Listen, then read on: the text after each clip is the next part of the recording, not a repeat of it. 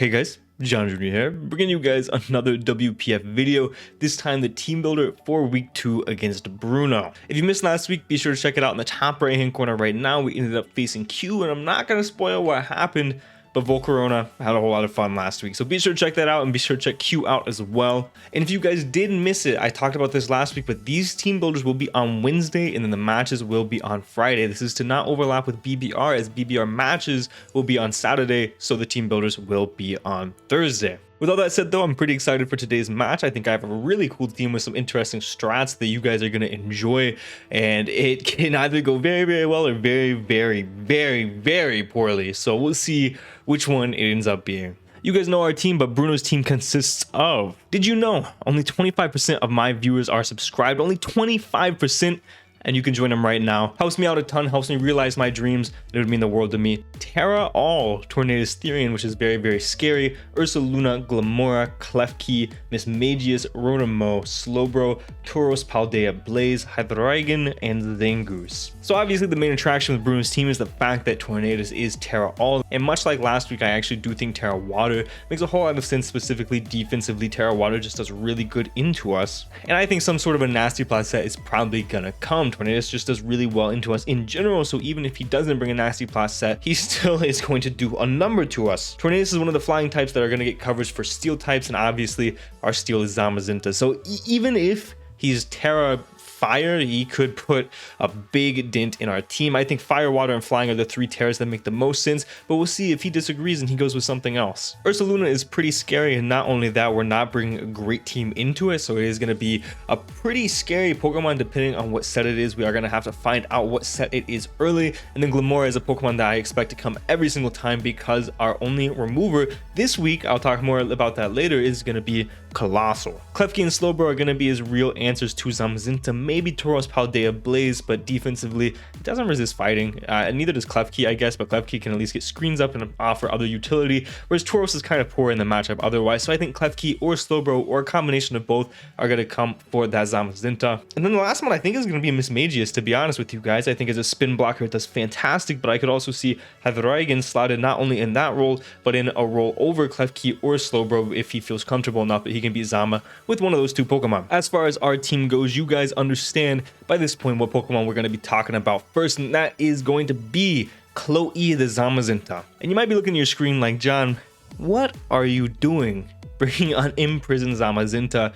Let me explain. Imprison, Rest, Iron Defense, Body Press. Not even Rest talk, we're Iron Defense, Body Press because I do think Tornadus is not going to be Terra Flying. If it is, then so be it. But outside of that, Body Press is really free against this team, except obviously against Slowbro or Mismagius. However, against the Slowbro, unless he brings a Demon, Calm Mind, Dual Dance, Iron Defense set, then we can actually beat him with the Imprison set. Imprison imprisons Iron Defense off of both Klefki and Slowbro, as well as Body Press off of the Slowbro. And essentially, we can take 3 hits from most of these especially offensive Pokemon and rest in their face, and then get potentially another Iron Defense off and then rest again, and just kind of repeat the cycle until we get maxed out. Now, to win with this Pokemon, we obviously do have to get rid of Mismagius, and we have to chip Slowbro in some way. Zamazenta is not going to love beating this Slowbro. We just have the option to be able to beat it if it comes down to it, but I do think Imprison is really, really cool. There were a whole lot of other different sets I had. I had Howl 3 attacks for a while, but I think that this set is going to be the best win con that we have, or at least the way that I built the team. We have 96 HP, 104 defense, 108 special defense, and 200 speed Jolly. We can outspeed the Tornadus Therian. We don't get 4-hit KO'd by a non-invested Psychic from the Slowbro, which also allows us to live 2 Terra Flying Tornadus Hurricanes, and then we went the rest into defense. Again, this is going to be the win con and the main way we try to win this matchup. Our next Pokemon, much like last season how we had Hoopa-Unbound and Goldango 9 out of 10 games, we are going to have Zamazenta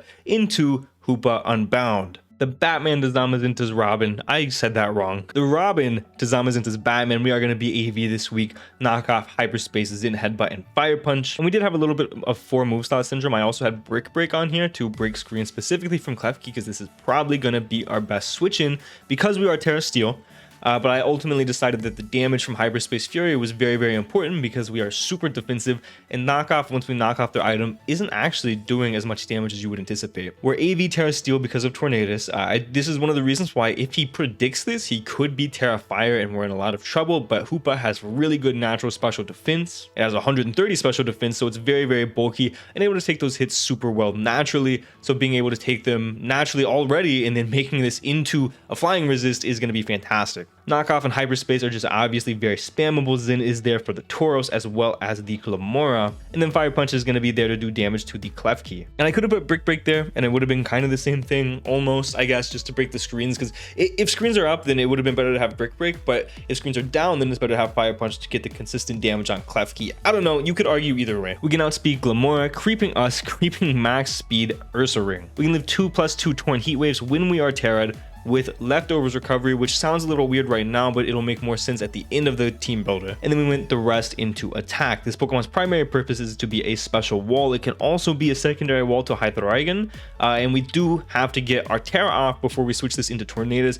unless we find out first that he does not have U-turn, because a U-turn will kill us. We just die. And then our next Pokemon, I debated a couple of different sets, but I ultimately decided on this Volcarona set, which is going to be Morning Sun, U-turn, Fire Blast, and Bug Buzz. There was also a really nice Quiver Dance set with Psychic that I had that did really, really well, but it was a lot harder to get set up due to mons like Hydreigon having Rock Slide and Rotom having Thunder Wave and things like that. So I decided ultimately a pivot is going to be a little bit better in this situation. This Pokemon obviously does force particular switches, whether it be into Glamora, into Tauros, Paldea, Blaze, or if they don't bring either of those, then maybe even an AV Ursa Luna, and we can get the U-turn off and go into something that can deal with whatever it is a little bit better. Dual Stabs actually does really well in this matchup. Fire move hits pretty much everything, and then Bug move hits Slowbro plus the Hydreigon. The only things that we don't hit are going to be Tauros as well as Glamora, which is why I originally had Quiver Dance Psychic. We're going to be 8 HP, 244 special attack, 16 special defense, and 240 speed timid. And we are going to be more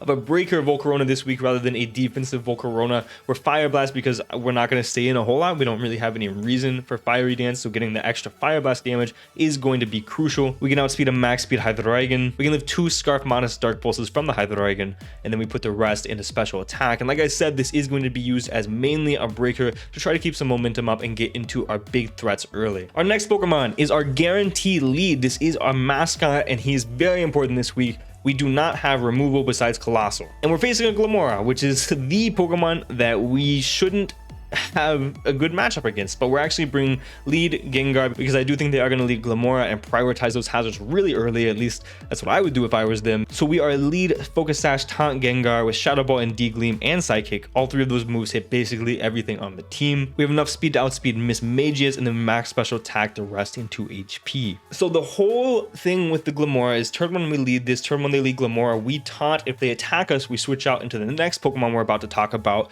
If they don't attack us, we're able to 2-hit KO them with Psychic. If they go for a Spike or a Stealth Rock, they don't anticipate the taunt, we're able to 2-hit KO them with Psychic or get some sort of offensive damage on something.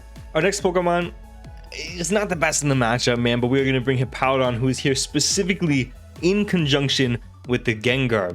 For the Glamora, we are a Spadef Hippowdon, Stealth Rock, Slack Off, Bulldoze, and Body Press. And essentially, how the interaction works is if we do get attacked by the Glamora, brought down to our Sash, or does a lot of damage to us to where they put us in range of a 2-hit KO instead of attempting to put up a hazard turn 1, we go hard into Hippowdon the following turn, and we can live 2 energy balls from the Glamora. That is what our Spadef allows us to do. We can Bulldoze, and we actually have enough speed to outspeed a 24 speed Glamora after the Bulldoze, so we should be able to kill and catch them off guard with 2 Bulldozes and kill that Glamora. It's very niche, and Glamora is a Pokemon that really threatens me because of how prevalent hazards are against me, so I think this is very crucial to have something like this. Body Press is here for the Hydreigon as well as the Ursa Luna, and the rocks are nice against this team. It lets us know if Torn's boots, and we get damage on potential Scarf Hydreigon, even on the Slowbro coming in. It's just really nice overall. And then lastly, we are going to be Scarf, Rillaboom, U-turn, Woodhammer, Knockoff, and Stomping Tantrum. And this is what I was talking about earlier with the Hoopa. The Leftovers recovery is actually grassy terrain. I like this Pokemon a lot because I think a Scarf is really good into this matchup to be able to revenge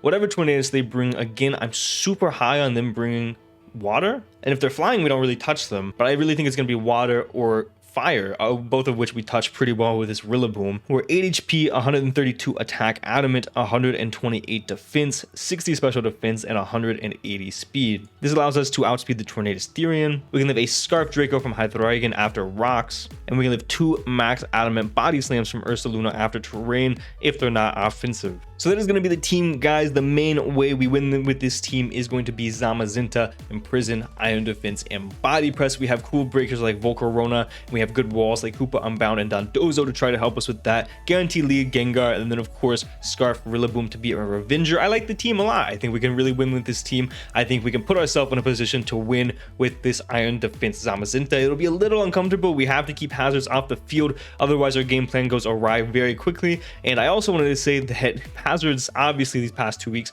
have been fucking us up straight up. We get destroyed by hazards both weeks. So I made a transaction. I dropped Dragonite for both Altaria, who was only 2 points and I think is an undervalued defogger, on top of Iron Jugulus next week. So Iron Jugulus still helps us with that ground immunity as something that is respected, and Altaria gives us only a 2-point budget defog. So I was happy with that. So going into week 3, we will have that, and I just wanted to make a note of that before I end this video. With all that being said, guys, be sure to check out the match on Friday. And yeah, I really appreciate you guys. The channel growth has been immense, and I only have you to thank. And for now, guys, this has been John Jr.